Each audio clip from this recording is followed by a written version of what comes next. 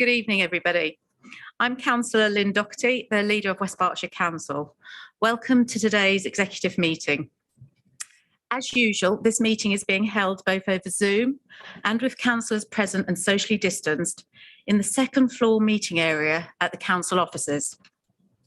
Joining me in person are the Deputy Leader, Councillor Graham Bridgman, and other members of the executive, Councillors Dominica Bowick, Richard Sumner, Joe Stewart and Howard Wollaston. Councillors Steve Arderwater, Hilary Cole and Ross McKinnon are attending remotely. Members of the Shadow Executive attending in person are Councillor Jeff Brooks, Councillor Eric Pattenden and Councillor Tony Vickers. Other members of the Shadow Executive and the leader of the Minority Green Party, Councillor Caroline Culver, are attending remotely. These members are entitled to speak and ask questions when invited to do so by myself. The majority of the officers attending the meeting and members of the public asking questions at today's meeting are also doing so remotely, unless they have requested to physically attend the meeting. The meeting is being live streamed via YouTube, so members of the public are able to follow proceedings. Other members of the council are also in attendance in the virtual waiting room and can ask questions on any items included on the agenda. They will do this by indicating electronically, and I will then invite them to be brought in from the virtual waiting room for their questions to be answered. Members who are not on the executive are not able to vote on any of the agenda items. Please note, the voting to take place at this meeting will be run via the use of our desktop microphones. The results of each vote will be shared on screen. The officers in attendance, either in person or remotely, include Chief Executive Nigel Lynn, Joseph Holmes and Susan Halliwell. Shiraz Sheikh will be the legal advisor to the meeting. I'm assisted by Sadie Owen, the clerk to the meeting, and Jake Thurman, who is acting as the Zoom host. Do members have any questions about the way in which the meeting will be conducted before we proceed? In which case, I can move to item 1 on our agenda, which is item 1, which is apologies. Sadie, do we have any apologies for this meeting? I've not received any, no. Thank you, Sadie. Can we therefore move forward to item 2 on your agenda, which is the minutes from our last meeting held on the 16th of December 2021. I'm more than happy to propose these minutes from the chair. Does that find a seconder? Does indeed, Leader. Is there any comments that anybody would like to raise with regards to the minutes, or are you happy that they are signed as a true and accurate record of the previous meeting? I see no hands being raised, therefore I declare that the minutes have been, therefore I will ask if you can all vote using your microphones for acceptance of those minutes.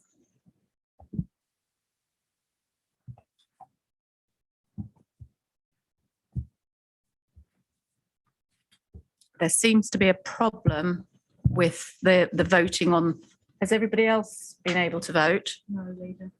No, there seems to be a problem with the voting. Oh, it's there now. You should all be able to vote now.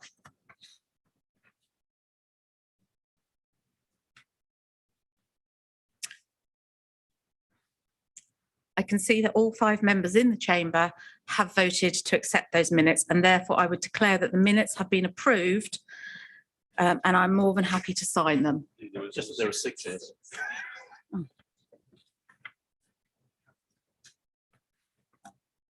Abstention. Apologies. 1 abstention from Councillor Sumner. Sorry, I wasn't looking at that, Councillor Sumner. Therefore, I can still conclude that these minutes can be signed off as accurate. Thank you all. Can we move on to item 3 on our agenda then, which is declarations of interest? Can I ask, Sadie, is there any declarations of interest? No, I've not received any. Would any member like to put anything in just now? No? In which case we can move forward to item 4 on our agenda this evening, which is public questions. First of all, I'd like to thank all the members of the public that have submitted questions for this evening's executive meeting, and welcome those of you able to be in attendance to hear the answers to your questions and to ask a supplementary question if you have one. For those public questioners unable to join this meeting, I can confirm that you will receive a written response to your question within 5 clear working days of the meeting. Your question will appear on screen and will be answered by the relevant portfolio holder. You will then be given the opportunity to ask a supplementary question, but please do remember that this must be to clarify the response provided and not to introduce any new business. In accordance with paragraph 5.12.9 of the Constitution, where questioners have more than one question, only their first question will be answered. If, after all other first questions have been asked and answered, and there is sufficient time, we will answer subsequent questions. Please note that the time limit for public questions is restricted to 30 minutes. And if your questions have not been answered in that time, you will receive a written response within 5 clear working days of the meeting. The responses given either verbally at the meeting or in writing will be published on the Council's website in due course. I understand that Mr. Peter McKirk has confirmed that he's unable to attend the meeting and therefore he will receive a written response to his questions. Can I therefore invite Councillor Richard Sumner to answer Mr. John Goatley's question A on the agenda? Once that question has been answered, Mr. Goatley, you will have the right to ask a supplementary question. Over to you, Councillor Sumner. Thank you, Leader, and thank you, Mr. Goatley, for your question. The Council will investigate and review works undertaken in an unauthorised fashion and make a decision on whether any harm is associated with those works at their present stage. The Council's approach will depend on the nature of the works undertaken and the extent of any identified harm. In most cases, following an assessment of the nature and extent of the works undertaken, the Council would seek to liaise with the applicant to resolve any breach of conditions at the appropriate stage and before any harm occurs, usually via submission of information to address the requirements of the conditions or resolve any harm that has occurred as a result of the works. Do you have a supplementary? Yes, please. It does seem that developers get away with far more than, or seasoned developers, professional developers get away with far more than ordinary people who perhaps make a mistake on a sill form and get hammered for it, while big developers such as Lidl's haven't satisfied drainage conditions but have been allowed to work. So what is your opinion on this? Do you think it's rather unethical or perhaps even fraudulent? I wouldn't like to use either of those words, in all honesty. What I would say is if there has been an error by any developer, then it's right and proper that that should be flagged where it's not been noted automatically by officers. And as I said, there's a process that will be gone through. You know, if you, and as I will always say, if you've got anything in particular and you've mentioned one there that you want bringing up, I'm happy for you to contact me directly and I will take it forward with officers for you. Thank you very much. Can we therefore move to question B, which is from Mr. Alan Pearce to Councillor Woollaston? Thank you for your question, Mr. Pearce. This is a statement, not an agreement, which was issued by Sport England's communications team, stating their position on future working relationships with this council on July 13, 2021. Such statements do not need to be signed. Do you have a supplementary? I do, thank you.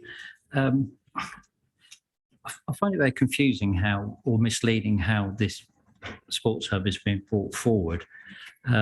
You were at a meeting on the 13th of July 2021 with Sports England. Can you just tell me what Matt Pearce mentioned an action, and it was to arrange a Stage E review meeting on the PPS and to invite Sports England and the national governing bodies to it. Can you? Mr. Pearce, your question is about the signatures on a statement. I think you're introducing new evidence here. It's not relevant to the original question. Can you keep your supplementary relevant to the original question? Do you have a supplementary question with regards to the original question?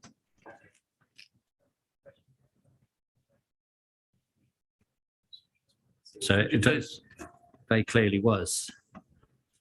What is your question?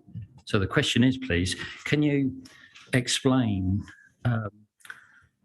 why the review was being asked for, what it was involved and what it was to achieve? And that was for the Stage E review. Yes, just to clarify, Stage E review is usually an annual review. It was delayed this time around for COVID reasons, but it is an absolute standard review, and there will be another one next year and the following year. And it's to achieve what? Thank you, but I do think you're introducing new material here, and I think Councillor Wollaston has answered your supplementary question. Now you're introducing new material to the actual question. So I'm going to move on now, Mr. Pearce. And he's answered your supplementary, which I've allowed despite the fact that it's been introducing new material. So I think we've done that question. Thank you, Mr. Pearce. Can we move on, therefore, to question G on the agenda? Is Ms. Paula Saunderson with us this evening? Do we know if Ms. Paula Saunderson is with us, Clark? She was supposed to be attending virtually.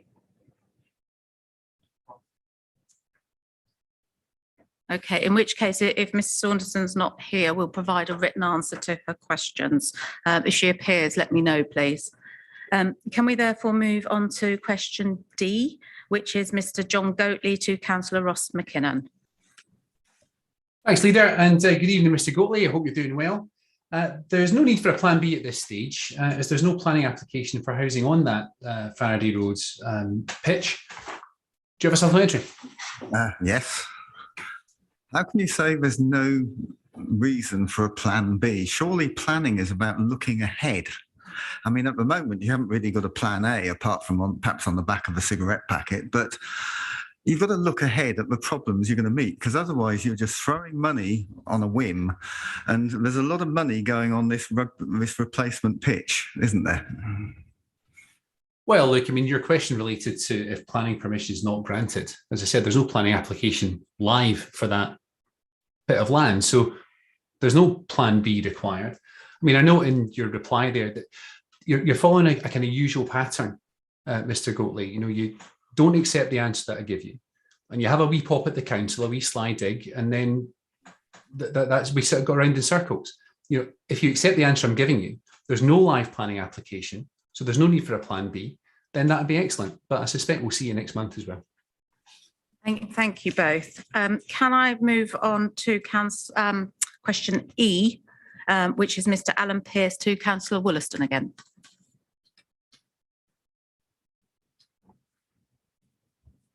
Thank you again, Mr. Pearce. The executive meeting took place the day after the Western Area Planning Committee approved the consent for the development of the sports hub. The executive was conscious of the timescales needed to allow Newbury Football Club to play matches in the Hellenic League at the sports hub, which may have been considered by that league for the 2022-23 season, if the project was completed by July 2022. Subsequently, the application was called into District Planning Committee to be heard early next month. Our officers are always diligent, so the Council's award of contract will always be subject to grant of planning, as referred to in the report to the executive, the legal implications section. Do you have a supplementary? Thank you for your answer. No, I don't. Thank you. Thank you, Mr. Pearce. Can you confirm, has Ms. Paula Saunderson joined the meeting? In which case, that concludes the members' public questions for this evening. We'll make sure that Ms. Saunderson gets those in writing afterwards. Can we move therefore to item 5 on our agendas, which is petitions? I'm not aware that any have been handed into the executive. Does anyone want to contradict that? No? In which case, please, can we move to item 7 on our agenda this evening? Oh, sorry, I'll start with item 6 on our agenda this evening, which is the West Berkshire Domestic Abuse Safe Accommodation Strategy. Councillor Bridgman, I understand that you are going to introduce this report. Indeed, Leader. And does that find a seconder? Yes, it does, Leader. Thank you, Councillor Stewart. Over to you, Councillor Bridgman. Thank you, Leader. Members, as the draft strategy before you says, we welcome this new legislation. That's the Domestic Abuse Act 2021, and the new duties that it imposes on first-tier local authorities such as this council. The revision of the definition of domestic abuse by the Act is particularly welcomed. It's long understood and now fully recognised in legislation that domestic abuse isn't just limited to violent acts, and also that children can be victims. In particular, we do welcome that inclusion of children, and I think Councillor Bowick may well wish to say something from his portfolio role on that subject. So the council accepts the new duty. Council, as you will have seen from the report, has conducted a detailed needs assessment and undertaken a public consultation to ensure that the strategy is well informed and relevant to the district. Areas for service improvement have been identified, and the implementation of the action plan, which will support the strategy, will seek to achieve such improvements. Obviously, we need to agree the strategy in order to develop a delivery plan. Now, the plan before you, the strategy before you, has been the subject of an article in the Newbury Weekly News this morning. I want to start by congratulating the author, I think he's actually in the room, for bringing this issue to the attention of readers, and for, in particular, for being gender neutral in her piece, because this is a gender neutral subject. We mustn't think of domestic abuse as just affecting one gender and not the other. However, I do wish to take issue with her on a fundamental thrust in the article.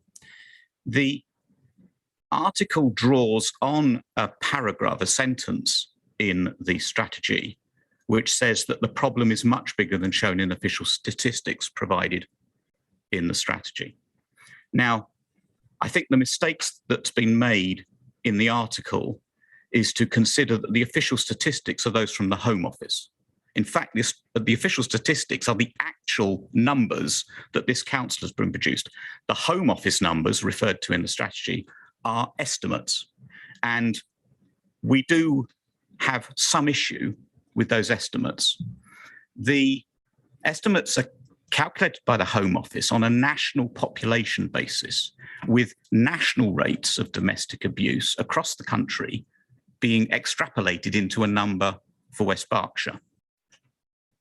And I'm told by officers that national statistics produced in this way have often been a challenge for West Berkshire because our numbers haven't reflected their numbers.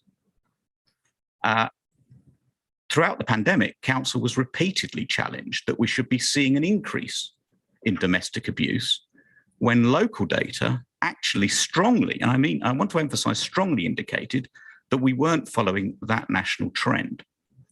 Officers routinely check local data on reported crimes and incidents of domestic abuse to ensure that we are confident of what we are reporting and of local prevalence. So we're not blind to the fact that, like any reported crime, the number of reports will be less than the number of incidents. We just don't believe that the number of projected incidents by the Home Office is necessarily correct. And we certainly say that in the report, we're not saying that the numbers locally are higher than the Home Office numbers. In fact, what we're saying is they're lower than the Home Office numbers, but they are certainly probably, because this is the same with all reported crime, higher than the actual recorded numbers we have. And that's part of why I welcome this article, and I strongly ask the community to seek to ensure that any victim of domestic abuse comes forward, looks for help, This is what this strategy and the domestic abuse strategy are all about, so that we do assist victims and progress claims that they might have. And now we have the duty in relation to housing and accommodation. And we welcome that as being a good move in relation to what is a potentially tragic and prevalent issue. We want to make sure that all victims are assisted. And I would say we try to do everything we can in this arena. So we use social media. We routinely echo national campaigns like you'll recall the White Ribbon Day that happened recently. And our community hopefully is aware of domestic abuse and encouraging to victims to come forward. So we recognise that it takes courage to come forward, and we want to remove any false impression that we won't be listening, and we want to raise awareness. And as part of this new strategy, to train professionals across a wide range of disciplines so that if someone seeks help, they will get immediate and positive response. So I don't believe we're missing victims. This is often a hidden and concealed crime. We will do everything we can to assist victims that come forward. And I emphasize the aspect of children in that. Leader, I think a lot of work has gone into this report. I encourage members to read it and consider it and ensure that their communities are aware of it. And I also want to thank officers for the amount of effort that's taken us to get to this far. Thank you. Thank you, Councillor Bridgman. Members of the Executive, do you have anything you would like to ask or add to this report? Councillor Bowick. Thank you, Leader. And thank you, Councillor Bridgman, for presenting this paper. I'm very pleased to see that children are at the centre of this strategy. We're fortunate in West Berkshire that we don't suffer some of the levels of domestic abuse, as you said, as elsewhere in the country. But of course, any child being abused is one too many. And including them in this strategy as clearly as it is to be welcomed. And I welcome this paper. Thank you. Thank you, Councillor Bowick. Councillor Sumner. Thank you, Leader. Yeah, I mean, I'd like to echo the sentiments of both colleagues. That my first role on the executive was inclusive of building communities together, and this at that time fell very firmly in that remit. I can't stress enough the amount of work and engagement that went on by all of those involved. And I think this is a true reflection of that.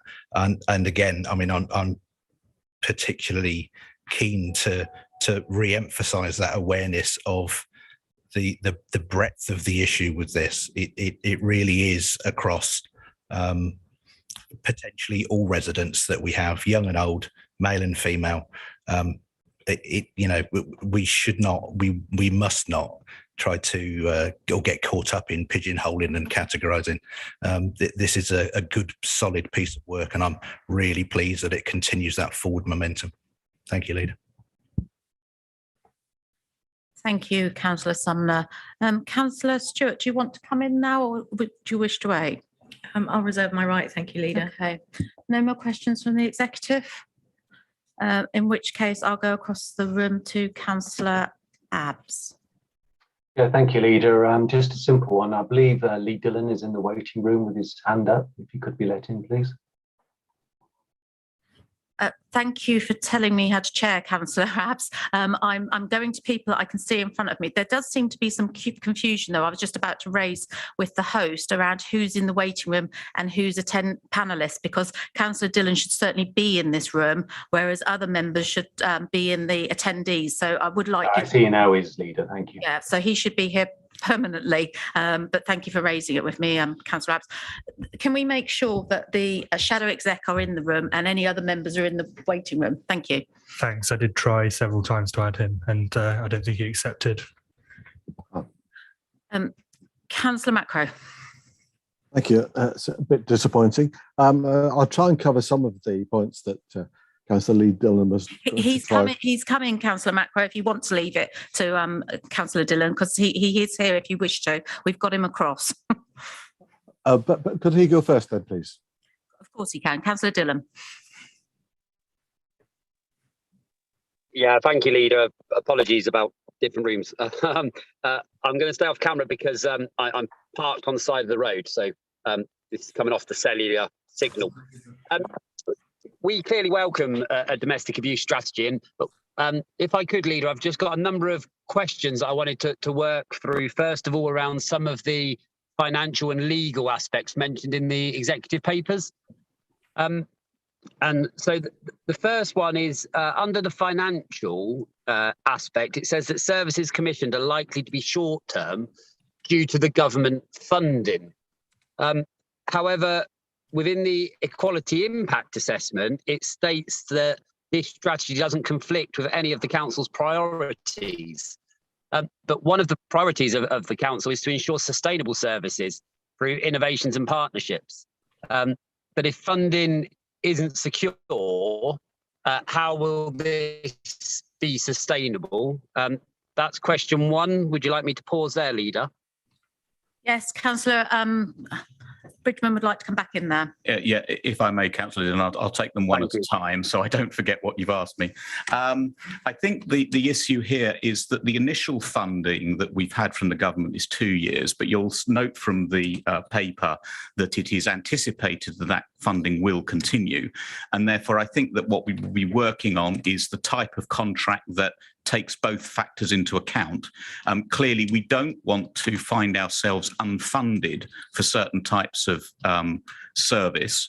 That isn't to say that these aren't important services and they shouldn't be funded, but we have to be cognizant of the financial realities of the world.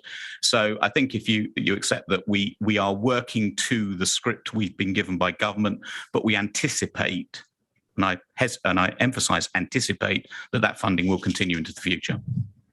Okay, I mean, I think what would be interesting for victims of domestic abuse is that even without government funding, there's a strong commitment that this is a priority for the council, even within its discretionary budgets as well. And then just the second one on the financials, Councillor Bridgman.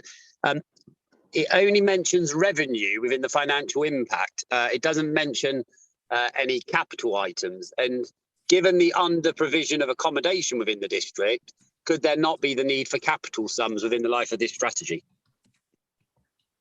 And there I'm going to say that we need to develop the delivery plan out of the back end of the strategy. And it may be that there are capital issues that come out of that, which I'll be discussing with Councillor McKinnon in due course. Again, I think we need to get the strategy in place, get our position across the piece in place, and then develop what we are going to do in order to deliver that strategy. I take on board what you say. I'm not going to make any promises here, but certainly it is in my mind as we move forward. Okay, thank you. Within the EIA, it says that digital service impact is neutral.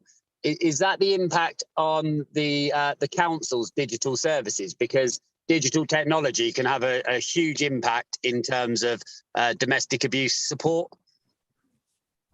I think it's the former rather than the latter, but if officers want to disagree with me, I'll come back to you in writing if I may. Okay, thank you. And then I'm nearly done, Councillor Bridgman. So now I just want to come on to it.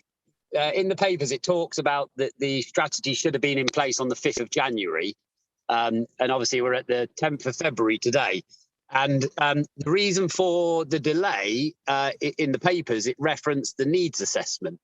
However, that needs assessment was done in July. So I wondered if you could just talk through the timings of the detail of why we've missed that target, and also what are the potential implications for the council? Is there the threat of funding withdrawal or fines, etc.? Well, I think it wasn't so much the needs assessment, and I apologise if there's any. And again, if officers want to correct me on any of what I'm about to say, we will come back to you in writing. But it was very much to do with the consultation that was needed to be undertaken that delayed things, and then the executive cycle got in the way as well. But I don't believe that the delay is going to cause us any issue. We have been keeping the department informed all the way through. So DLUC is absolutely aware of what we're up to, and Department of Health is absolutely aware of what we're up to here. And of course, they have provided the funding, and they are going to be expecting reports out of us. So I can assure you that officers have been in touch with the department throughout so that they're aware of our progress. And I don't believe that there will be any issue arising out of the delay. Okay, thank you. And then, so moving away from the supporting documents onto the strategy itself, and then I'll pass over to Councillor Macro. So in the strategy, we highlight that there isn't the required units of housing to support our domestic abuse victims in the demographics that they appear in. Yet I don't see within the action plan a clear direction to ever meet that need. Could you elaborate on that? Well, you'll appreciate that this is a very new duty and we need to work it through. I think I'll take that one away and discuss with officers so that we come back to you with it. I don't want to give you an answer off the cuff now. Rather, I would like to discuss matters, and regrettably, the particular officer who I want to speak to is somewhat ill at the moment. So if you bear with us, Councillor Dillon, we'll come back to you as soon as we can. Okay, thank you. And then 2 more points, Leader. So you spoke in your preamble about the general gender-neutral term of an article in the press earlier today. Yet when you read through the actual document, sometimes it will talk about a victim, but will then talk about the perpetrator being a him rather than just being the perpetrator. So we're not actually gender neutral throughout the document. And I wondered if just a readaptation of that to make it gender neutral would be more appropriate. And then my second comment is on page 10, 7.6, it says that men move away from the city. I just wondered what city we have in West Berkshire. And it slightly concerns me that the section on men is very short in terms of paragraphs, and it feels, Councillor Bridgman, a bit like a copy and paste job on that particular section. Councillor Dillon, I'm going to agree with you on that one. I picked up the same issue as you did. Regrettably, of course, we're way down track with this strategy, and I certainly didn't want to take it back round the houses again in order to make minor edits. But I take on board what you've said. I certainly agree with you that does seem to be something lifted from somewhere else. I apologise for that on behalf of myself and officers, and I can assure you that we have been very conscious of this not being a gender-specific issue. If you look at the numbers out of the Home Office, you'll see it's roughly a third male victims and 2/3 female. Obviously, then there are children involved, which you have to roll in. But male victims are clearly something we need to be aware of and concerned about. And I certainly do not duck from that one. Okay, thank you. I said that was my last point, so I will finish there, Leader. Thank you. Thank you, Councillor Bridgman. Thank you, Councillor Dillon. Councillor Macro. Thank you, Leader. At the beginning, I thought you said, Councillor Bridgman, that this was a draft strategy. I hope I misheard, because I think from the report, we need to have a final strategy, or we needed to have one by 5th of January. However, going into the strategy itself, let me very quickly answer you on that one. It is a draft in the sense that executive have to agree it. That's all I mean by draft. Right. Okay, that's good. Going into the strategy itself, a couple of things. First of all, in section 7.2, it says that we therefore look to focus on the following areas. And then there's a list of 10 groups of people, actually, rather than areas. If you're going to, the word focus doesn't seem to fit. It seems to be rather unfocused if you're going to have a list of 10. And as far as I can work out, there's probably only 1 or 2 groups of people left out of that, which doesn't seem right to me. Going on to 7.4, and this is something I found in several sections. It says, at the present time, there's a gap in our understanding of victims' housing journeys. This is regarding move-on accommodation. As I said, there's several other areas where we don't know the numbers. I'm a bit puzzled as to how we can have a strategy if we don't know the numbers involved. And also, if we've done a needs assessment, I still don't understand why we don't have those numbers. Thank you. On the first point, I think we can argue about semantics and wording of certain things. I mean, is this a list of potential of identified groups of victims? Is it an area? I take your point, but I do think that it's important to note those particular types of victim, if I can put it like that, and ensure that we are addressing issues in relation to them. On the second point, I'm going to take that one away and come back to you in writing, if I may, because I do want to ensure that you get a proper answer to that particular question on, again, where we are in our understanding of those victims that we are seeking to address and what we need to do in relation to types of tenure and so on and so forth, and rehousing and so on and so forth. So I'll take that one away, if I may, and come back to you in writing. Okay, thank you. Thank you both. I see no other hands. So Councillor Stewart, did you want to come back in? Yes, thank you, Leader. To be honest, I think probably Councillor Bowick and Councillor Bridgman have said exactly what I would have said in terms of highlighting the piece about children. I think it's very interesting. One of the objectives when we're talking about gender, one that I picked up on was in particular better provision for men, clients with multiple complex needs, single women and trans clients when looking at refuge provision, which I think is a really interesting one and absolutely essential. Some really interesting points raised by colleagues as well. And I can see that we have still a lot of work to do, which is exactly what I think Councillor Bridgman has said. And I think probably to sum up, as always, a key theme, as in many walks of life, communication, and how we make sure that people affected by some of by domestic abuse know what is available in terms of support, how they can access this in a safe way. And I think that's probably one of the key points from this particular action plan that we've got here. Thank you, Chairman. I'm happy to second the report. Thank you, Councillor Stewart. Members of the Executive, the recommendation is that we approve this strategy as set out in Appendix B. Please can I ask Executive members to vote by using their microphone if in favour of the proposals to approve the recommendations. Okay, I can see that all 6 people have voted in favour of that, and therefore I would say that that is carried.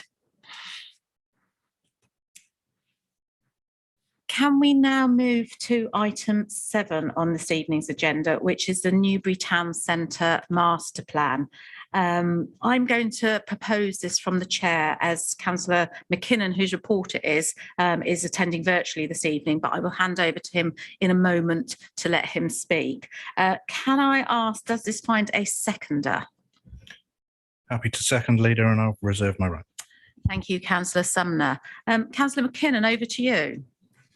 Thanks very much indeed, Leader, and thanks to you both, Leader and Councillor Sumner, for proposing and seconding this report. You know, I really am very pleased. I'm delighted, in fact, to present this really exciting and genuinely forward-thinking vision to the Executive tonight. Now, the Newbury Master Plan is a strategy to reposition Newbury Town Council, Newbury Town Centre's offer. Newbury Town Council can look after themselves. Newbury Town Centre's offer to ensure that it continues to meet the needs of residents, businesses, and visitors. Now, it's worth noting, actually, that this master plan is one of a number of place-saving initiatives that we're developing at the moment in the council, in line with our council strategy and to support the local plan. For example, we're conducting economic development focused studies in the town centre for Thatcham and Hungerford, as well as the visioning work for Thatcham and Newbury as part of the local plan review. Now, this report has been prepared in conjunction with the council by the Hemingway design team, who led the consulting team on this project. They were commissioned by the council in 2020, following really a very competitive tendering exercise. Now, One of the outstanding features of this report, and in fact this whole process, has been the engagement with stakeholders in the production of this master plan. It really has been extensive. Over 4,000 responses were received to the initial online public survey. That was back in December 2020 and January 2021. And the Hemingway team and the other consultants in the team, they continue to engage with landowners, community groups and local businesses, as well as Newbury Town Council as the project progressed.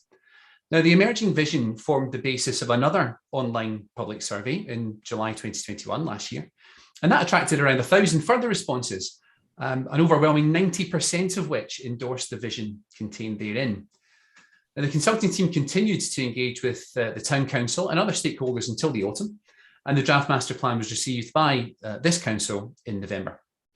Now, the key themes and features of the master plan are included in the detailed document, but they include the fact that Newbury's got much to celebrate, but has room for improvement. I think it's important to note that Newbury really is a beautiful town, outstanding in many ways at the moment, but there is always room for improvement. The town centre really is the crossroads of Bridge Street and the canal at its heart.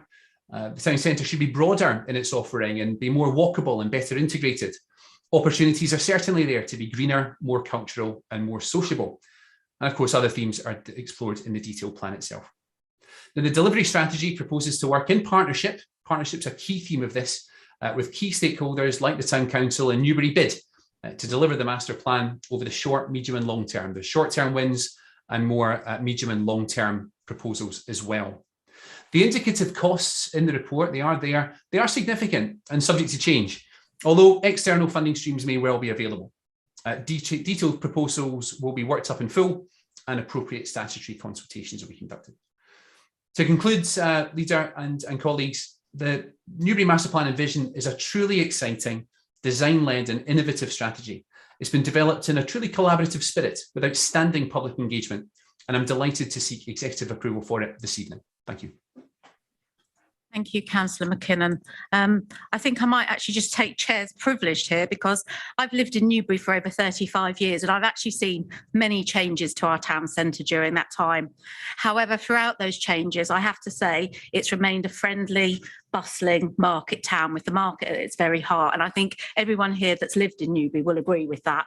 So I'm delighted to see this plan coming forward because for me, this is about the inevitability that people's habits change with time. And we've seen that over with our town centre over the last however many years. And our high streets do have to adapt. They have to change to meet those needs. Working patterns, shopping patterns, environmental concerns. And yes, of course, the impact of COVID make it more necessary now than ever before to keep one step ahead of those changes. And I'm actually really proud of West Berkshire Council, and I can see the Economic Development Manager in my sights for the work that has gone on here. And I'd like to thank those officers for that work, because I know it's taken a lot of time and effort. And as Councillor McKinnon says, that work has not been done in isolation. I'm really pleased to see the Chief Executive of Newbury Town Council join us this evening. Welcome, Hugh, because I think that's a fantastic opportunity to show how this will take partnership work forward. I'd also like to thank the bid because Newbury High Street has actually bounced back. It's bounced back to pre-COVID levels. There is a renewal going on for Newbury bid at the moment, and I'm sure my Chief Executive won't mind me saying this. We will certainly be voting yes to the bid because we think that the work that they've done to encourage people back into our high streets has been really valued. And we can see that when you walk down our high streets, whether it's on a Saturday, a Thursday, a Wednesday, you can see the friendliness of the town. So I'm excited to see the changes. I'd like to thank Hemingway as well, and they've been a great partner to work with. But most of all, I think there's an opportunity here to thank residents because, as Councillor McKinnon has indicated, the response that we saw for this survey was overwhelming. And I think the fact that we are taking on board and listening to our residents is absolutely key to the future success of Newbury.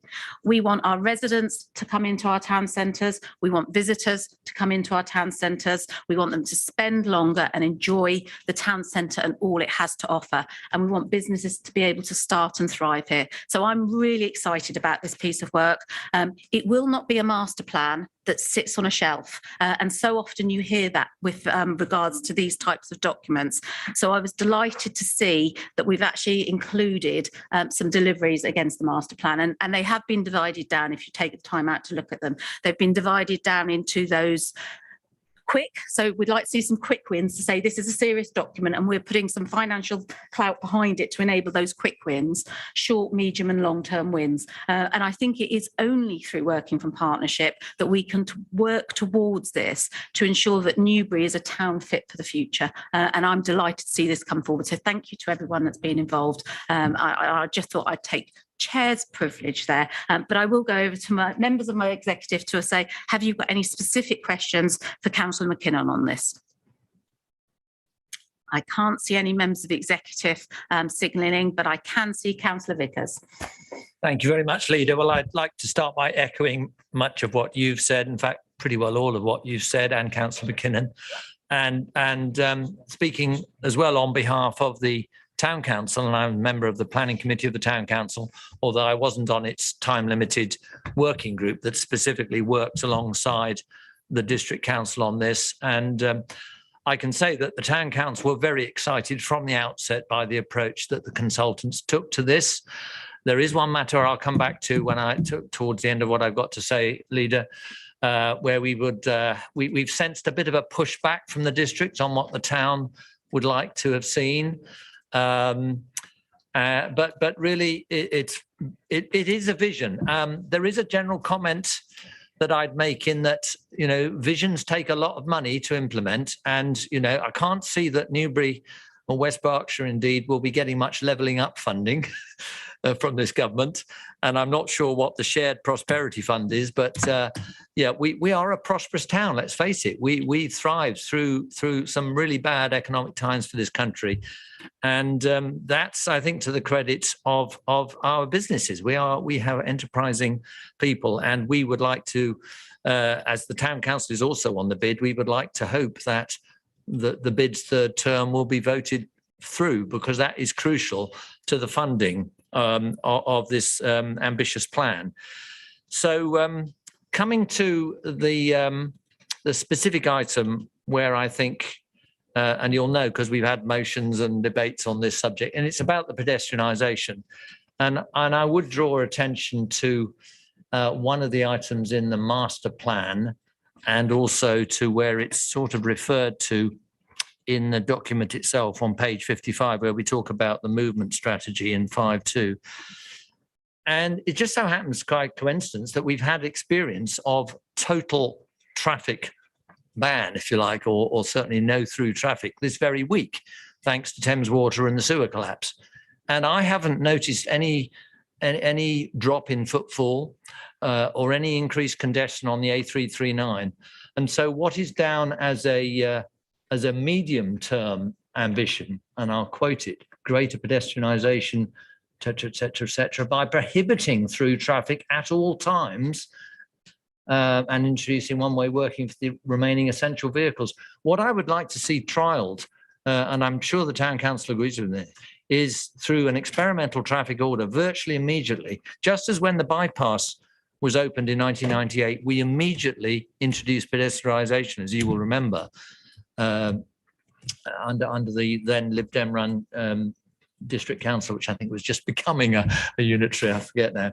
But I'd like us to go for that and go for the ambitious post-COVID traffic flows, and let's see what happens without all the fancy planting, etc., which will cost some money. But I don't believe that will cost anything, and that would actually show us whether or not it is feasible, what we're showing there. Because I found, looking at the town centre and the A339 this week, that everybody was able to access their shops for deliveries. Lots of actually other long-awaited road improvements have been done quite, sensibly while the road was closed. We've got some of the nice feature paving back in Bartholomew Street that was long overdue, where the tarmac's gone, and we've now got some nice granite down. So could we perhaps do that? And, the bid wants more complete pedestrianisation, and you've praised the bids and I've praised the bid, but let's do what the entrepreneurs of our town have been saying all through this study that they want. Let's be bold. I sense some pushback from officers. So I'm hoping that members of the executive will look at that and perhaps be a bit bolder in their action plan. Thank you, Councillor Vickers. I'm actually going to defer that question, if I may, in the fact that I know that Councillor Sumner will want to be speaking to that very point. And it was one of the reasons he was keen to second this paper, because he thought that would be a topic that came up. So if you don't mind, do you mind if we defer your particular question till everyone's had the opportunity, and then we'll go to Councillor Sumner on that specific? Yeah. Okay. Thank you. Councillor Abbs. Thank you, Leader. I also broadly welcome having a vision for Newbury. It's we need it. I'm in broad support of many of its aims, especially the more pedestrianisation, the ability to walk around the town in a more fluid way. That's all good stuff. During the consultation process and the various meetings that we'd had, I have given this feedback at that time, so this isn't particularly new from me, but I do feel that we did miss the opportunity by the borders that we set of what we think of as the town. I've been in the town for nigh on 25 years now, and it never occurred to me that Goldball Park wasn't part of it. So to kind of focus just on Victoria Parks, it just did seem, and as all through this process, seemed a little odd to me. And listening to the consultants and what they had to say when I was questioning them on this, well, it's obviously that's what they were told to look at, but we seem to have missed an opportunity for several of the key green spaces and connectivity. But that doesn't detract from the fact that we need a Newbury vision, and if we have what we have. The only other thing I probably should say is that I became a councillor mainly to bring some due diligence to the various things that I was reading in the paper, and to help my local community. And one of those things is when we spend money, I want to be very careful with the money we spend. So when I looked at the report that's come through, and specifically page 7, which is a table of things that are quick wins, short term, medium, and long terms, and so on, and they've got some costs associated with them. And you know, just without, I don't want to turn into a moaning session, but I think we really need to take care with these numbers here. You know, remove of a bus stop for £150,000. That's an awful lot of money to remove a bus stop. I mean, I've got a van, if you like, I can get it down for a few pennies less than that. You know, the £561,000 for some temporary installation of large-scale planters and wood, over £500,000. That seems a lot to me, but you know, maybe I'm not as rich as everybody else in West Berkshire. And then finally, in the longer-term goal, where as much as I've just said that, yeah, I'd absolutely want to see more connectivity through walking throughout the town, a £3 to £5 million bridge, a lot of money to me again. So broad support, absolutely. Yeah, having a vision, fantastic. But can we really take some care with these numbers? There are some really big numbers here. Thanks, Councillor Abbs. I'm going to let Councillor McKinnon come back in on those points. I suspect he may have something to say around some of the money aspects as well. So, Councillor McKinnon, do you want to pick up Councillor Abbs's points at this moment? Yeah, thanks very much, Leader. Just on his point about the money, I would just draw his attention to paragraph 6.3 of the covering report, which is quite clear that it's noted that these costs are a rough estimate and will be subject to change when the proposals are worked up in detail. So indicative costs. So I think his concerns are well alleviated by that comment. Thank you, Councillor McKinnon. Councillor Marsh. Thank you very much. Well, on behalf of I've got a couple of questions, but first, can I just say on behalf of the Green Group that we'd like to congratulate Wayne Hemingway and his team. We think this is an excellent report. It won't surprise anyone to hear us warmly endorse a document that speaks of greening of the town centre to address environmental sustainability and improve community health and well-being, as we've been banging on about it for many years.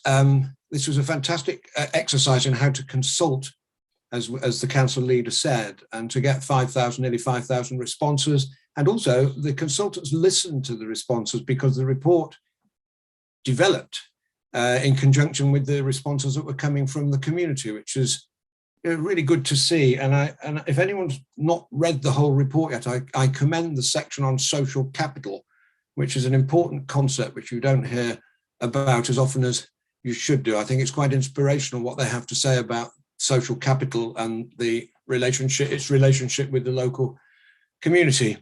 Anyway, I've got a couple of questions about quick wins. As has been mentioned, the report identifies a number of these and recommends that they be implemented within 18 months to establish early momentum and deliver visible improvements, which is fundamental to retaining this sense of community support that I mentioned and the enthusiasm gained through the consultation process. So I'd like to hear from Councillor McKinnon on how quickly we can expect to see some of the quick wins being implemented, because the report says between 0, i.e. today, and in 18 months' time. And it would be good to see things being rolled out sooner rather than later. And then my second question, which kind of partly overlaps what Councillor Vickers has said, so I suspect that Councillor Sumner may wish to respond, but the report talked about increasing the spill-out space for cafes, restaurants, pubs on Northbrook Street and in the town centre. It comes out with this very interesting idea of parklets, which if you look at the photographs in the report, they're really great little areas where you have green stuff around where people are sitting to eat and drink. It's a very attractive concept. And it would be a shame, as Councillor Abbs said, if we have to wait 3 to 5 years to see this. So I'm wondering, in view of that, could we consider extending the pedestrian hours straight away, even if we don't go for full 24/7? There's nothing sacred about 10 to 5.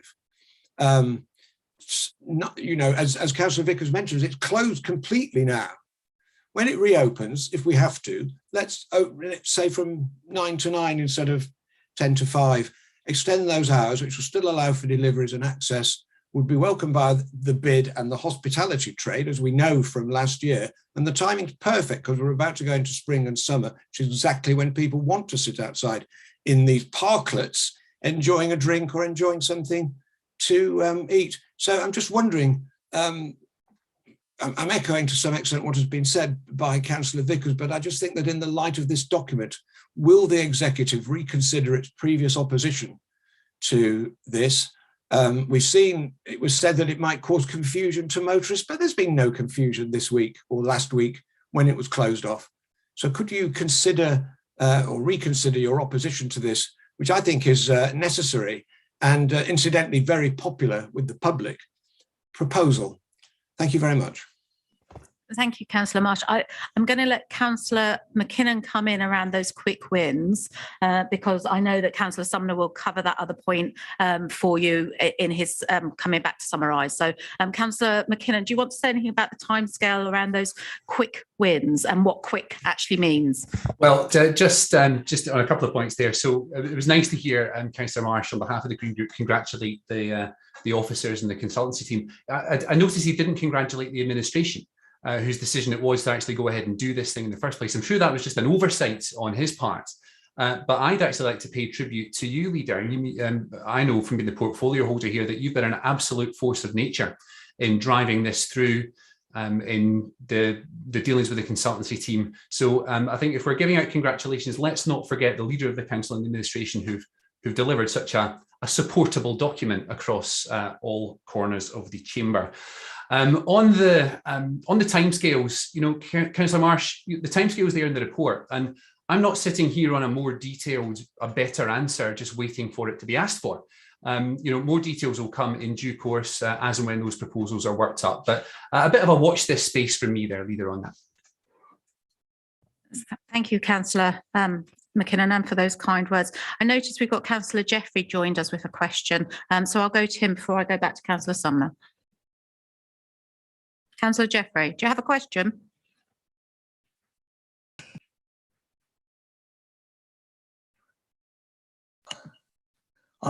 Leader, I have no idea how it's come up that I have a question. I genuinely, at this moment, on the Newbury one, do not have a question. Okay, apologies, I'm getting misinformation. So thank you, Councillor Jeffrey. We will see you for members' questions. Thank you. Okay, Councillor Sumner, I see no other hands. Would you like to come back in? I know there's several questions being asked, so I think it's probably only appropriate to hand over to you at this point. Not sure if thank you is the right phrase to use.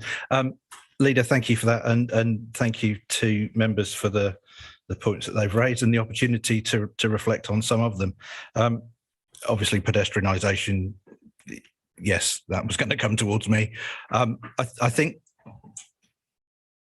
the reality of the reflection of the historical position was very much that Newbury was torn by the decision to put the experimental orders in place.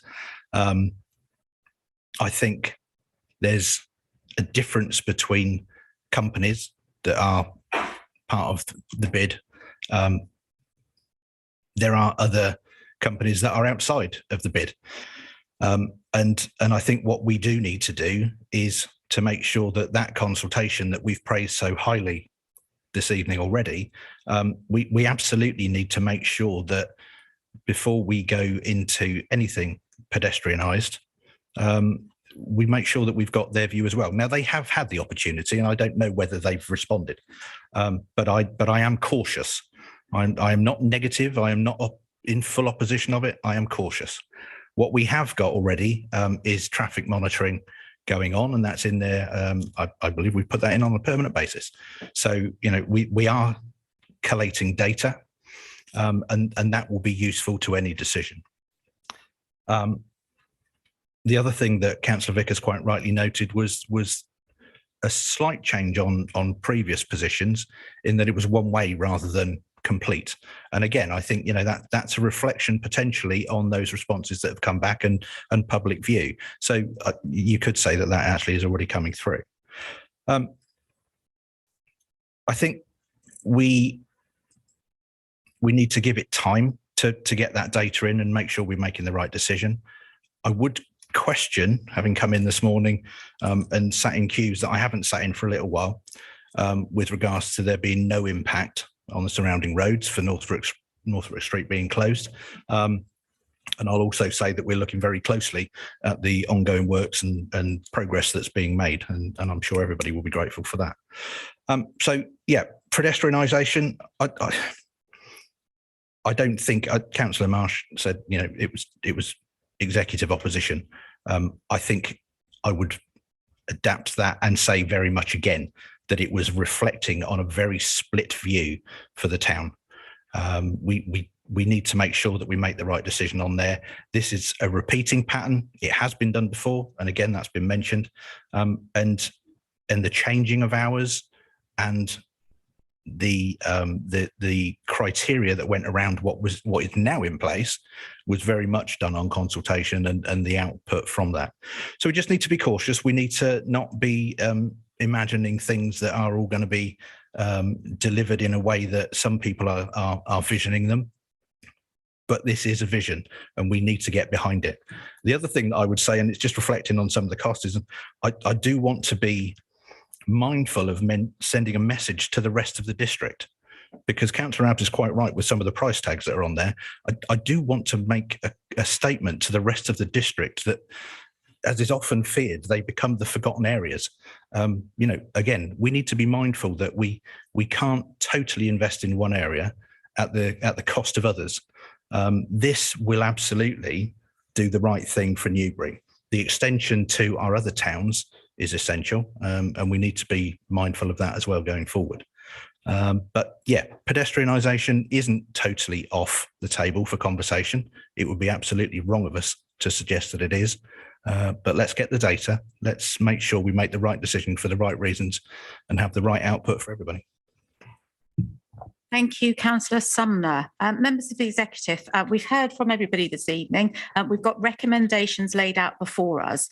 Recommendation A is that the Newbury Town Centre Master Plan and Vision be endorsed by the Executive as a strategy to reposition the town centre's offer to ensure it continues to meet the needs of residents, businesses, workers and visitors. And recommendation B is that the delivery of the master plan is taken forward in partnership with key stakeholders as opportunities arise. Please can I ask executive members to vote by using their microphone if they're in favour of the proposal to approve the recommendation. I can see that has been voted for yes in favour of, and therefore those recommendations are accepted by the executive. Thank you, Shiraz.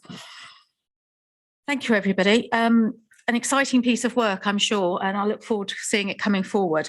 Can we move move forward to item 8 on our agenda this evening, which is the West Berkshire Local Flood Risk Management Strategy.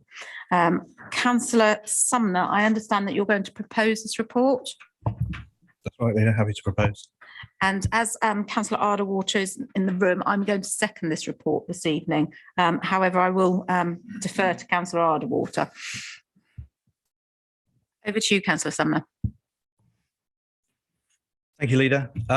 Members and residents, and I dare say locally, the residents of Thatcham in particular, will be well aware of the importance of a sound strategy to manage the risk of flooding and the after effects. I believe this strategy supports and builds on the plans and actions taken in recent years by this council, as is our duty as lead local flood authority. We had commitment in the budget for this year, and you know that shows a forward motion that we continue with. Some of the outcomes, the works are long-term in their planning and delivery, but I think we can all be assured that they will deliver benefits and deliver security. We're ensuring the links to our planning policies and giving due consideration to our neighbours working with local flood forums. We have clear and consistent plans for flood risk management that help to ensure that the emergency plans are in place and responses to flood incidents are effective for our residents and for our businesses. The duty placed upon us is to develop, maintain, apply and monitor a strategy for local flood risk management. And that's, you know, flood water comes in various guises: surface water, groundwater, ordinary water courses. It's not one particular element that we need to look for. This strategy addresses those requirements and details the collaborative work undertaken to date and ongoing. I'd like to take my thanks to officers for their work in building this strategy, reflecting on numerous acts, policies and guidance that have been published since the pit review in 2008, following the nationwide flooding that was experienced in 2007. And as detailed in section 2.1, I'm happy to recommend that the executive approves the West Berkshire Local Flood Risk Management Strategy 2022 to 2027. Thank you, Leader. Thank you, Councillor Sumner. Members of the executive, is there any questions that you have for Councillor Sumner? Councillor Arderwater, do you want to reserve your rights and come in at the end? Yes, I'll come in at the end. Thank you, Leader. Okay, thank you. Councillor Vickers. Thank you, Leader. Yes, I will be leading on this report by the lead local flood authority for the opposition. I've got a number of minor queries, but I'm very pleased with the report on the whole. It's a great improvement on the draft we saw last year. And the few points that I had in this second draft, which result largely from the changes, were actually dealt with in a correspondence, an email exchange I had with the author, Stuart Clark, who's done tremendous work. And we're really lucky to have him because he's an extremely experienced officer, but very overstretched. And I hope the budget's going to take account of the fact that we need, you know, to face an increased, inevitably much increased flood risk as a world, really, by more resources for this department under which he works. So the first query is I had that on page 193, it talks about this being the first local flood risk management strategy. And yet later on in some of the tables, it talks about the progress since the last local flood risk management strategy. So that's a slightly nitpicky point, but I believe we have had one, but we were due another one, which never happened in between the last one, which I think was something like 10 years ago. Maybe the legislation has changed and this is the first one under some new legislation. So that's a minor point. But I would, as a question, phrase this as a question to you, Leader, that because it is only an undertaking that the officer, Stuart Clark, has made, that he will make some minor changes. I mean, the first one isn't that minor. The River Enbourne, which borders the south of Newbury and a large part of it, of the whole district boundary, wasn't included in the list of main rivers. So, and Stuart has said that that was an error and he will add that back in. The other points I raised were slightly more significant. I wouldn't say political, but where it refers to the responsibility for occupiers of property, both business and residential, I would like to see it's the owners. Legally, I believe it's the owners that tend to be responsible for flood risk management, and then it's the tenants that become the victims. So, I mean, again, Stuart has agreed that he would make that change. And again, there's this sensitivity about stating clearly that it's the riparian owners bordering roads that actually have the responsibility for keeping the water on their land off them. Yes, we have to enforce that, but I think it should be stated clearly in the report. And there are a couple of occasions where it's the comment in the appendix that deals with consultations is where people have said that the pushback from officers or from wherever has been, oh, I think this is a bit threatening to riparian owners to actually state that as a matter of fact that they are responsible, because a lot of our flooding and those members that represent rural wards particularly will know that it's the problems are occurring in these very ancient tracks that have become busy metalled highways, where all we can do as the highway authority is liaise with the owners to keep the water that's coming off their land onto our roads. So I would like that to be endorsed by the executive, that those changes can be made. But the thing I'm most pleased about, which wasn't in the earlier draft, is that there is not a blanket no saying there will be no more flood forums, we don't think we need them. And that the work which we've already started in Newbury Town Council and with the surrounding parishes to create a flood forum for the greater Newbury area, as I call it, which is, I think, something missing. Now, a lot of the flood risk there is not actually the responsibility of this authority. It's from the ancient Victorian drains, Thames Water. It's from the river and the canal, Environment Agency and the Canal and River Trust. But to be able to create a forum within the greater Newbury area that brings all these parties together, and hopefully they will support those forums, because I'm worried about the funding of Environment Agency and its ceased support of the Lambourne Valley Forum, as I think Councillor Williston is aware. So my worry is that we're slightly toothless as the lead local flood authority in being able to bring all flood risk together in a single document.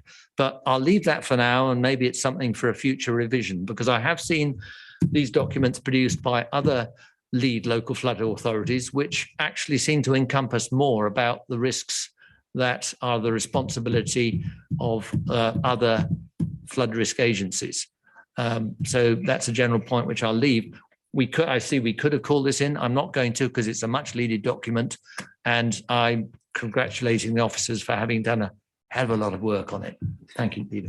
Thank you, Councillor Vickers. I'm going to ask the portfolio holder if you'd like to address any of those comments. I mean, there's some interesting points there. Is there anything you can come back with on those points, or is it something you're happy to take away, Councillor Sumner? The latter, Leader, in all honesty, and I thank Councillor Vickers for his comments and the conversation that he's had with officers, and for reflecting the amount of work that's gone on, as he's quite rightly said.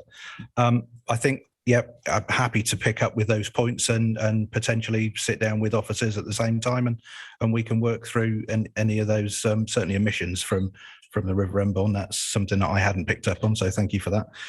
But yeah, happy to continue those conversations. Thank you both. Councillor Macro. Thank you, Leader. Yes, a very long and fairly comprehensive document, but there seems to be one glaring error in it, actually. That's the list of flooding events in table 3.2 on page 21 of the actual document, because it only mentions one flood in 2013-14, and I think that winter was probably the worst for flooding for a very long time. In fact, there was flooding, according to the council's own 2014 flood investigation reports.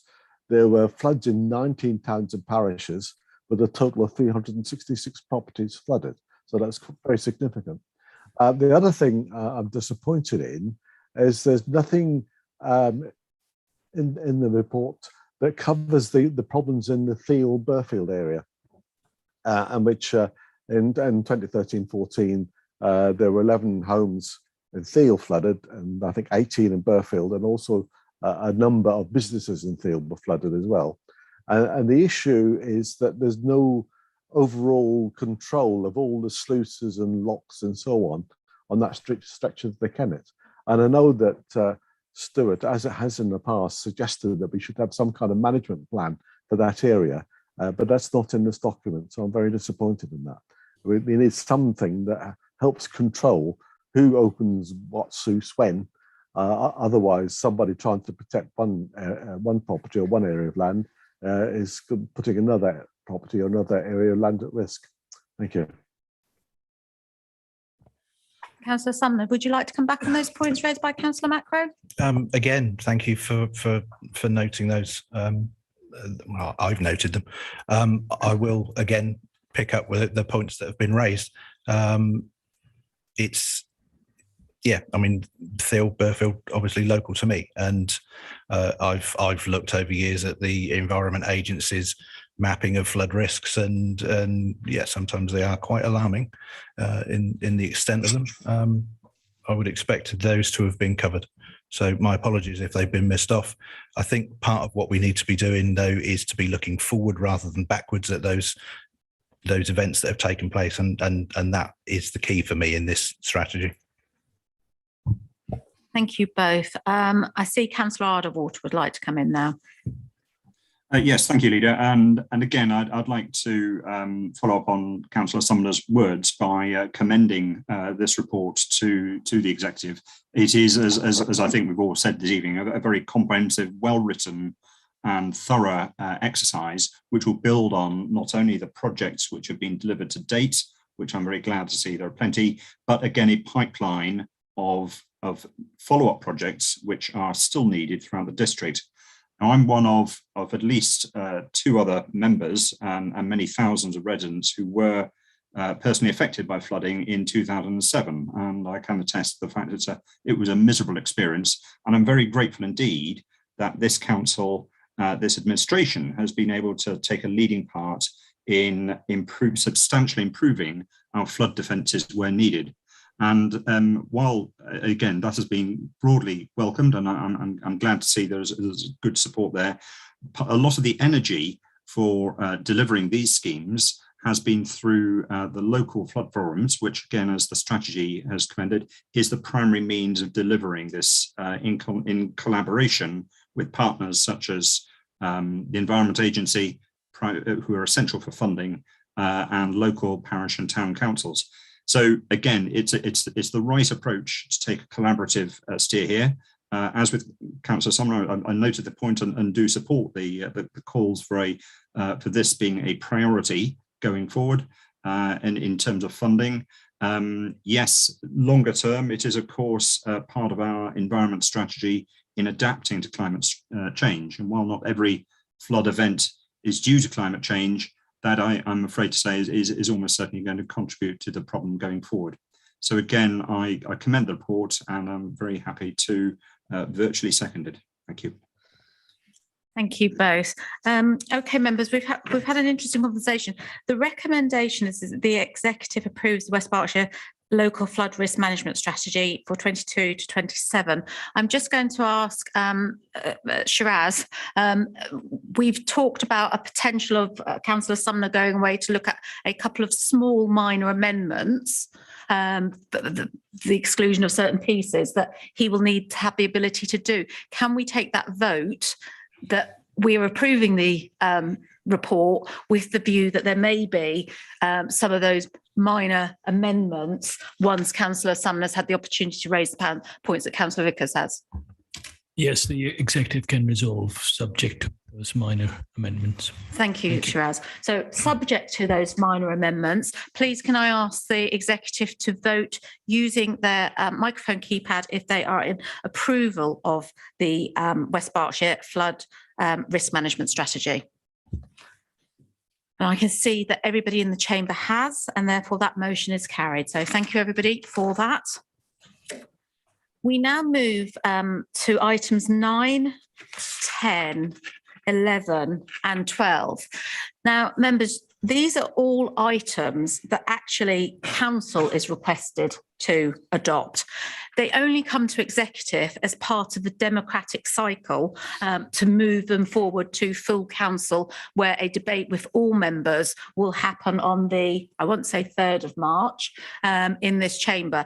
Therefore, what I'm proposing this evening is that we take those 4 papers en bloc. I'm happy to propose them, that we take those en bloc, that we will move them straight to full council without discussion or debate here this evening, which is what we've normally done in the past. And it seems the fairest way to enable everyone to have a view on those papers.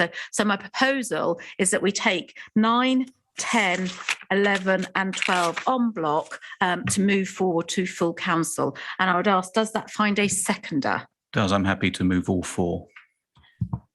Shiraz, am I able to do that? Yeah, that's fine. Thank you. Okay, in which case I'd like members to vote using their microphone keypad to say that they are happy with that proposal as it stands. Thank you, everybody. That motion is carried. I therefore look forward to having that discussion with you all on the 3rd of March, and we can move straight forward to my item 13. Item 13, which is the Q3 revenue financial performance. So Councillor McKinnon is obviously the portfolio holder for this report. I'm very happy to propose this report, and I'm going to hand over to Councillor McKinnon to introduce the report. Does that proposal find a seconder? Yes, it does, Leader. Thank you, Councillor Stewart. Over to you, Councillor McKinnon. Thank you very much indeed, Leader. Yes, so this is the Q3 updated forecast for the year-end position. Again, just to make all that clear, as at Q3, this is where we expect to be at the end of the financial year, at the end of March, on the revenue budget. To sum up, there's a projected underspend at the end of the year. It's 0.04 million. There's a couple of decimal places in there. That's just £40,000 underspent on the entire revenue budget at the end of the year. Now, as is usual, that is comprised of a combination of forecast under and overspends across the directorates. Now, in the People Directorate, there's a forecast overspend of 1.3 million. This is after the use of government COVID funding and service-specific risk reserves allocated to the Adult Social Care and Children and Family Services budget back in March. Now, the principal source of this overspend is within Children and Family Services, although some specific risk reserves are available, which would reduce the impact if needed. Now, the complex needs of children in residential care means that only a small increase in placements can cause a large budget variance. The sensitivity of the budgets to placement numbers is very, very high in that regard. Savings targets for the family safeguarding model and childcare lawyers have not been possible to meet and contribute to the overall overspend. In the Place Directorate, additional income from dry recycling and diversion of waste from landfill to energy from waste facilities results in a £300,000 underspend.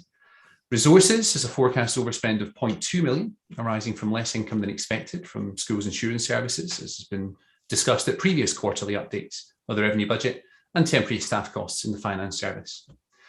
Good news, though, in the capital financing budget, that's forecast to underspend by 1.2 million this year.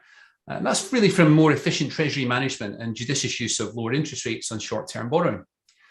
So in summary, the revenue budget's forecast to be underspent by 0.02%, reflecting the continued strong and robust financial management of the council, with risk reserves mechanisms operating as they should do to smooth volatility, particularly relating to the People Directorate.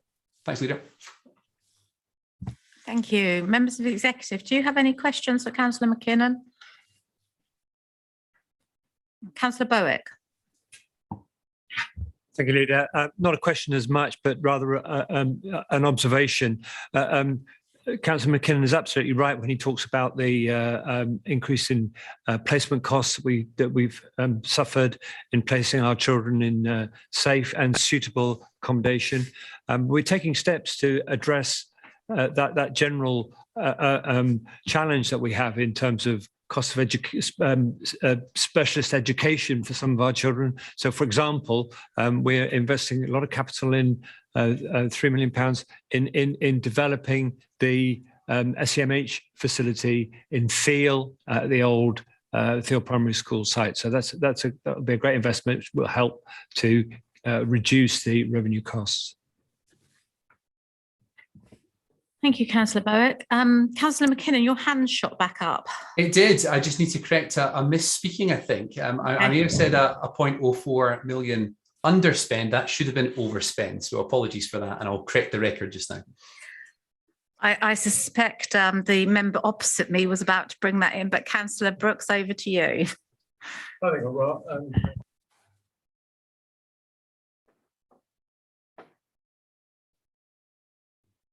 right. Yeah. Am I okay now? Thank you. I can hear you now. I'm glad you can. Because it's you said underspend several times, Councillor McKinnon. But I'm looking at overspend on page 449. Anyway, these things happen. But what I'm confused about is why you have brought reserves to bear now at the end of Q3. You're in a position, frankly, where it's an overspend of 600k. And so you say, well, I'm going to throw 592k of reserves at that, which brings it down to just a 44k overspend. But you know as well as I do that the last quarter throws up all sorts of underspends from previous year's trends. So what stopped you waiting until the end of the year to see how much of the reserves you needed to bring to bear? Is it just presentation? I think we have done it in the past when we've had risk reserves and we brought them forward even to bear even mid-year to give some assurance to the departments that they would be able to continue with their service provision. But I don't necessarily see that's the reason here. But it's your portfolio and do what you like within reason. It just seems a bit weird.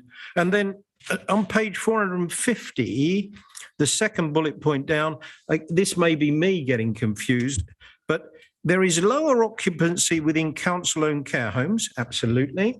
From 95% occupancy, and it's currently at 78%, absolutely. We talk about unmet savings.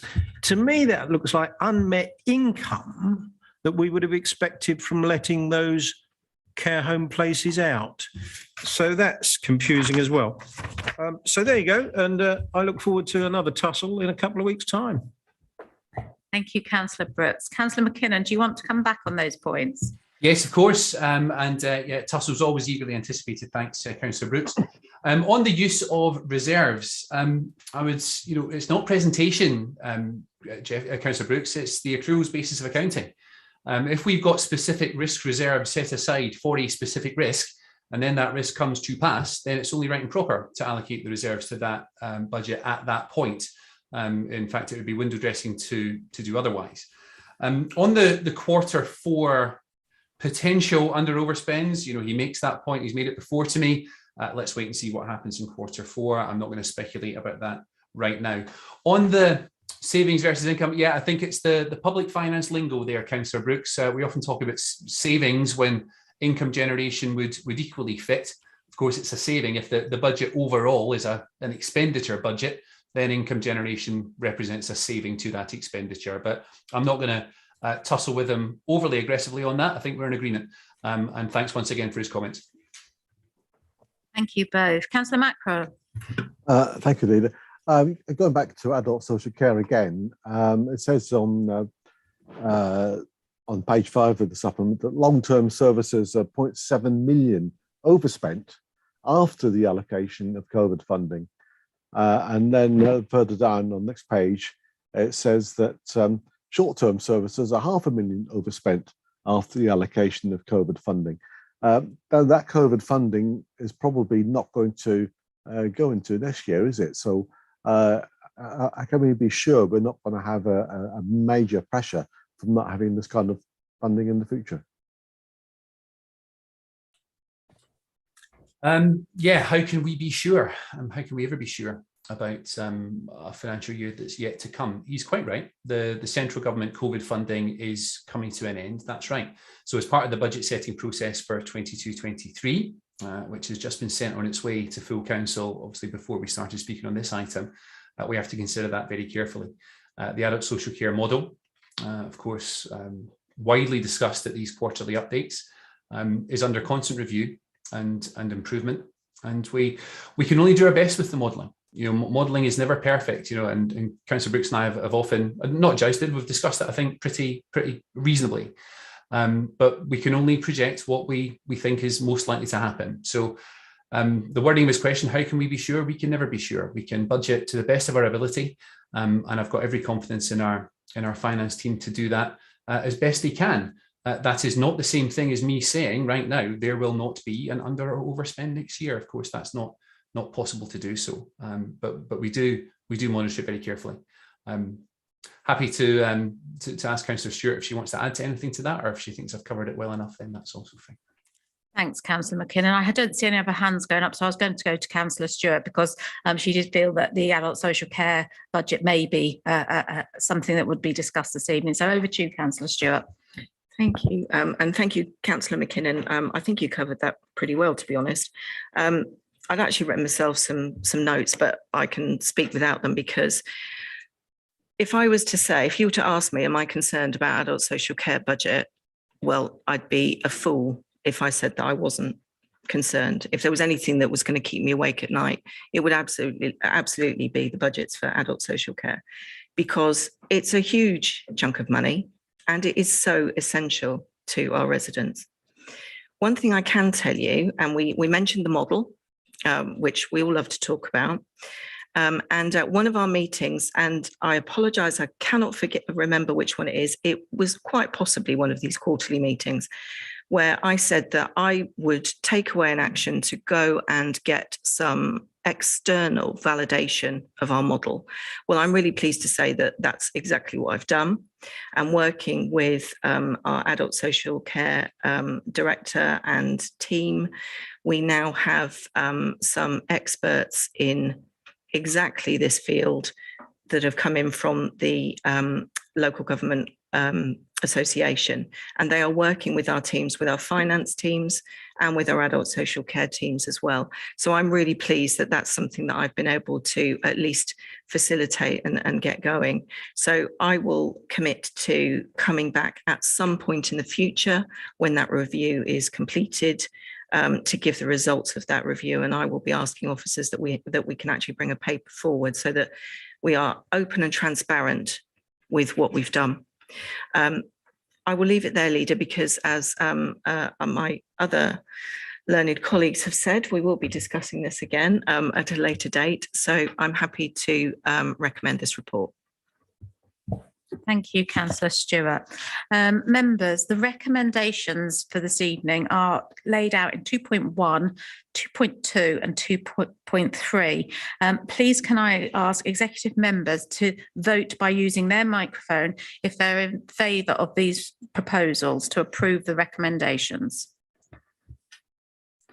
I can see that's unanimous, and therefore that motion is carried. Thank you.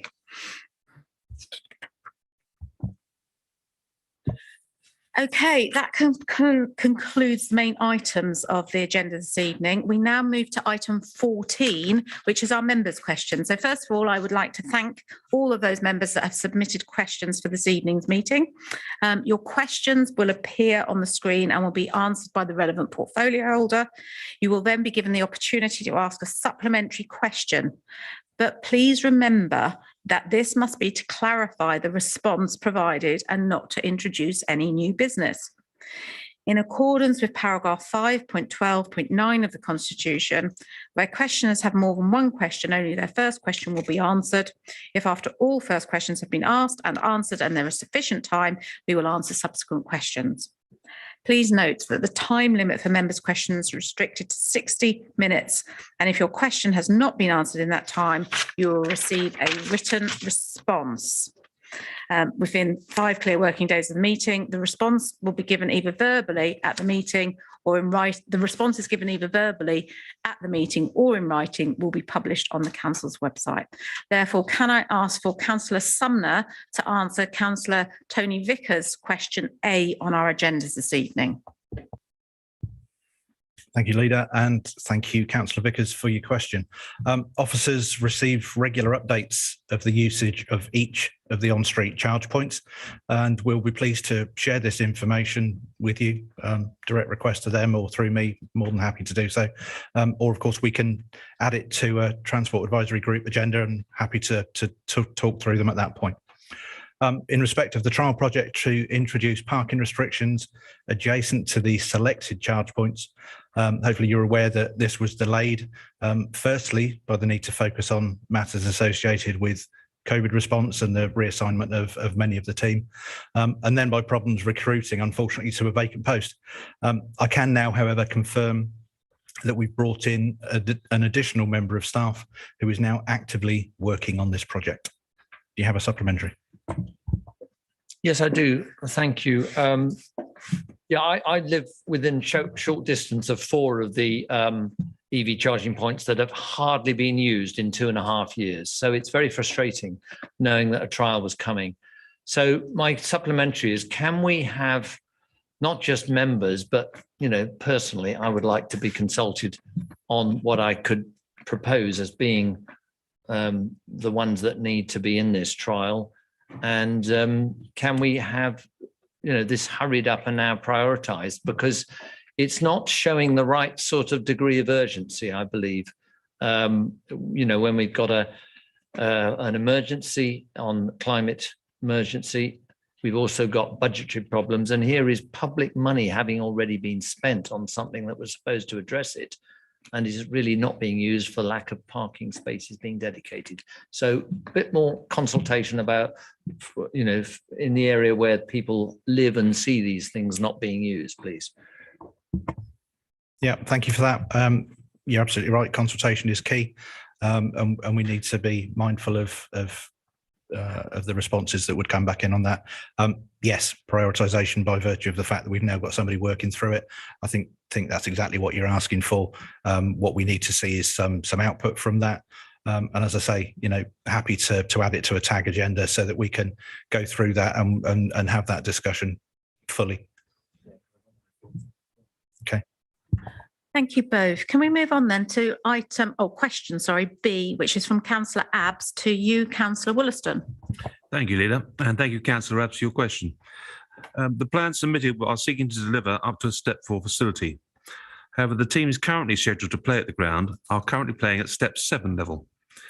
The planning application is being processed on the basis of the proposed maximum use applied for, which is a Step 4 facility.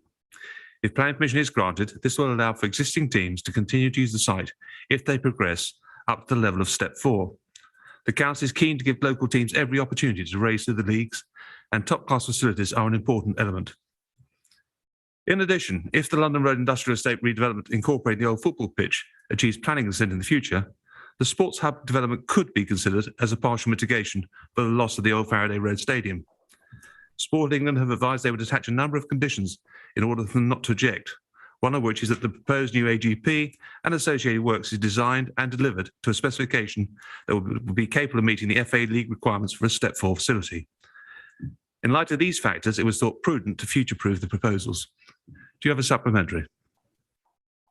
Yeah, thank you very much, Councillor Wollaston. Obviously, I was at that Western Area Planning meeting, so it was asked several times what, you know, because you made it clear at that meeting that this was a Step 4, even though the officers were saying, no, this is the Step 6 and we should approve it as a Step 6. And when we do that kind of thing, it very much says, well, okay, this is the amount of spectators that will come along and so on and so forth. So the reason I asked the question of you this evening in this public way is that it's really difficult for the public, and I'd like to get your understanding of again, you know, why we do it in this way when we intend it to eventually be a Step 4, surely you would bring it forward as a Step 4 planning application, and it only leads to distrust and misunderstanding by having a committee, the Western Area Planning Committee, approve it as a Step 6 facility. It's still confusing to me. And it's been through SMC and other stuff afterwards. So do you not think, my supplementary is, do you not really think that it would be better to have brought this forward as a step 4 application, so there was none of this confusion? I think with the benefit of hindsight, yeah, that's probably correct. But I would stress again, the application is for a step 6 facility with the scope to upgrade to step 4 with no additional cost. Thank you both. Can we move on then to question C on our agenda this evening, which is Councillor Barnett. I believe Councillor Barnett's been brought across to join us in the chamber.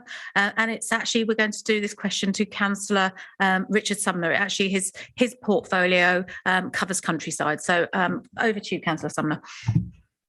Thank you, Leader, and thank you, Councillor Barnett, for your question. Yes, quite right. This often confuses. This doesn't actually come under waste, and it, as you say, does come under countryside. Collection of dog waste from parks and open spaces is carried out on a fixed collection schedule, and some bins, depending on location, are emptied more frequently than some others. The increase in dog ownership during and post-lockdown has put our parks and open spaces under increased pressure, and the council has increased the resources available to the grounds maintenance service in order to deal with this increased pressure. Recently, however, and regrettably, staffing changes and difficulty recruiting has resulted in some bin collections falling behind, leading to some minor disruption in the service. And I say minor because it's localised, not widespread. The grounds maintenance team leader and the contractor and myself are working together to resolve this matter. Do you have a supplementary? Yes. If I can ask through you, Leader, Councillor Sumner, thank you for that comprehensive answer. Having said that, it still unfortunately doesn't address this issue of several bins which are really being overloaded on a regular basis now by a large number of dog owners, and of course it does create rather a smelly and unsightful mess. Can I have an assurance that the staffing issue will be resolved? And if there is a request from residents or even parishes that extra resources are put in to try and address this issue so we don't see all these overflowing bins? Yeah, thank you, Councillor Barnett. Yes, I agree, and I've witnessed some bins being quite seriously overloaded. I have to say, at that point, there is a responsibility on the dog owner to take it home or find another bin if they can't fit it into the one that's overloaded. And I don't say that lightheartedly. You know, yes, we are doing our utmost to work with the contractor to make sure that these issues are resolved, but there has to be, dare I say, a level of common sense applied to, you know, to find somewhere else to dispose of it. And I know plenty of people that do just that. Dog owners. I'm in regular conversation with many of my friends that have dogs, and they will do that readily. It's difficult for me to give you a commitment on behalf of a third party. The commitment that I can give you is that we are working very hard to address this unforeseen increase, I think, in the volume of dog ownership. And at the moment, we will do everything we can do with the third party to make sure that, you know, this is an issue that goes away, especially with the spring and summer coming. Thank you both. Thank you. Okay, can we move on to Councillor question D, which is Councillor Jeffrey to myself. I'm hoping Councillor Jeffrey's in the room because I'm a little confused by your question, Councillor Jeffrey, because when I checked, I can see you did not submit a question to the last full meeting of Council. So perhaps you can just help me out here. There we are. Yes, was it the last council? Yes, I think it was the last council. I asked a question and I didn't get a written answer, even though you said that there would be a written answer. Okay, I can't find any record of you submitting a question to the last full council. Whether you've got some confusion there with the last executive? Possibly. Okay, so bear with me. I did check on both, Councillor Jeffrey, because there's certainly no record of you asking a question at full council. And I can tell you, because executive is slightly different, that if you meant to ask about executive that was planned for the 13th of January, that meeting was actually cancelled. And therefore there was no promise of any time frame given. An offer was made to provide a response from officers, which I understand was provided to you as promised. So I'm not quite sure. Leader, I don't think that the council needs to be detained in this. Okay. What we'll do is we'll get to the... Feel free to take it offline, Councillor Jeffrey. Yes. But yeah, we will. Okay. We will. Thank you. Can we move forward therefore to item E, which is Councillor Macro to Councillor Sumner? Thank you, Leader, and thank you, Councillor Macro, for your question. I just need to clarify this. There was no gagging clause in the originally drafted or revised agreement. Do you have a supplementary? I think it might have called it a confidentiality clause, which basically said that in this case, Redibus were not able to make any press statement or media statement without prior authorization by the council, which in my view is a gagging clause, whatever you like to call it. Okay, the clause that you're referring to is a standard contract clause, the minimum that we would expect of one of our service providers, and it's included in all of the service level agreements between the council and community transport providers. And this is a statement I've made before. What it seeks is prior approval of the council, and the council cannot unreasonably withhold such approval. Now, that end of that statement is, I have to say, I'm sorry, conveniently being left off of conversations that are taking place. Thank you. We have to do the best for our service provision, and this is part of the standard contract approach. Thank you, Councillor Sumner. Can we move on to question FM, which is Councillor Vickers to Councillor McKinnon? Thank you, Leader, and thanks, Councillor Vickers, for your question. The answer to it is that I've been given no indication other than the rationale set out in the Avison Young development brief. And that development brief assesses the potential for the redevelopment of the whole London Road Industrial Estate site against the planning and market considerations that were current at the time that it was prepared. Now, any planning application that comes forward for LRIE, whether it's submitted by the council as landowner or a development partner, that will be subject to the statutory planning process and will be determined on its merits, as I'm sure you would expect, by the local planning authority. Do you have a supplementary? Yes, I do, through you, Leader. I mean, my question could have been the supplementary that Mr. Pearce might have asked earlier on in this meeting, because we have no planning policy at present that would indicate there's any chance of the Avison Young Master Plan being implemented, even in the emerging local plan. So would you not agree that this looks to the public like a very irresponsible use of a lot of public funds to replace a football pitch with housing when there's no chance, it would appear, on planning grounds, for it to happen? No, I'm sure you wouldn't expect me to agree with that statement, and I wouldn't. I would simply repeat that any planning application that comes forward, an outline planning application for the whole site, and I note that you've got a question on that coming up, would include all sorts of different proposals for different areas of that site, and I would expect the local planning authority to consider it on a holistic basis. Thank you both. Can we move to our final question then, which is question G, and that's Councillor Vickers to you again, Councillor McKinnon. It was the smoothest link we've ever had, I think, in one of these questions. The exact timescale for submission of the outline planning application depends on which delivery approach is chosen.